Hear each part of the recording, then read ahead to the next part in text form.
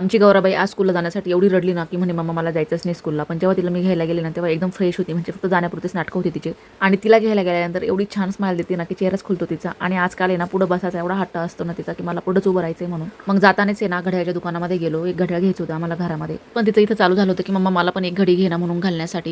म्हणजे मुलींचं कसं असतं ना, जिथे जाऊ ना तिथे त्यांना काही ना काहीतरी घ्यायचंच असतं. सगळ्या गोष्टी त्यांच्यासाठीच बनलेल्या आहेत असं वाटतं कधी-कधी.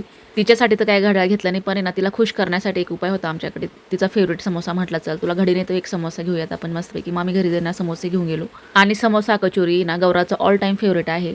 काही वेळाने आर्या पण आली आणि आर्याने काय जुन्या घड्याळाचा लगेच खेळ तयार केला आणि संध्याकाळचं हे असं वातावरण झालं होतं आमच्याकडे. म्हणजे पाऊस कधीही पडेल असं वाटत होतं. म्हणजे 3 दिवसापासून आमच्याकडे कंटिन्यू पाऊस येतोय दिवसभर आणि आजच फक्त पाऊस आला नव्हता. पण तोही असं वाटत होतं की कधीही कोसळेल आणि 6 वाजता जो पाऊस चालू झाला ना, तो रात्रभर पाऊस चालला. आणि इकडे कधी-कधी ना एकदा पाऊस जर चालू झाला ना 10-10, 15-15 दिवस आहे ना पाऊस थांबतच नाही, कंटिन्यू पाऊस चाललेला असतो.